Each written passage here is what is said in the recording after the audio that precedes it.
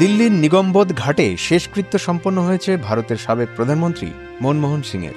28 December শনিবার স্থানীয় সময় পৌনে 12টার দিকে রাষ্ট্রীয় মর্যাদায় সম্পন্ন হয় তার শেষকৃত্য। কংগ্রেসের সদর দপ্তর থেকে মনমোহন সিংয়ের মরদেহ সকালে নিগমবোধ ঘাটে নিয়ে যাওয়া হয়। সর্বদলীয় শ্রদ্ধায় চির বিদায় হল ভারতের আধুনিক অর্থনীতির রূপকার মনমোহন সিংয়ের। মনমোহনের শেষ বিদায়ে পুরো ভারত যেন নিগম ঘাটে এক হয়ে যায়।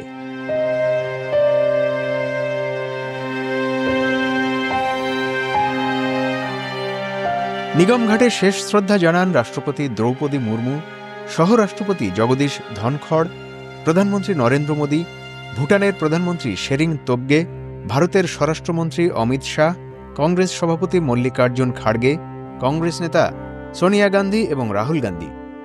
শেষকৃত্য উপলক্ষে দিল্লির রাজপথে ছিল কড়া নিরাপত্তা। বিজেপি সরকার মনমোহন সিংকে সম্মান জানাতে 7 দিনের রাষ্ট্রীয় শোক ঘোষণা করেছে। এ সময় সারা ভারতে জাতীয় পতাকা অর্ধনমিত রাখা হবে।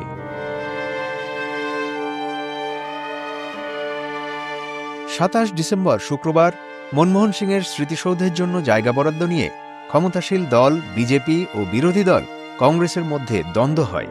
অবশেষে সর্বদলীয় শ্রদ্ধায় শেষ বিদায় হয়েছে মনমোহন সিংয়ের।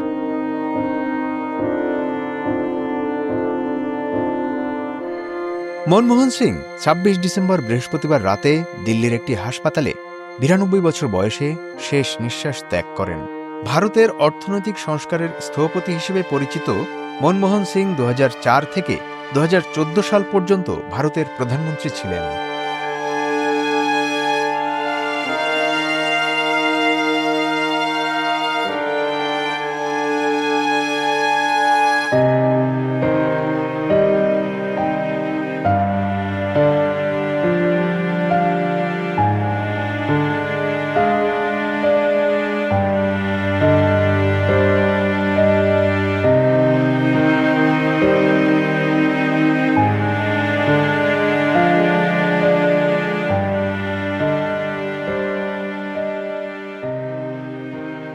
মিলিয়ন অফার ওয়ালটন ফ্রিজ কিনে পেতে পারেন 20 লক্ষ টাকা, রয়েছে কোটি কোটি টাকার নিশ্চিত উপহার।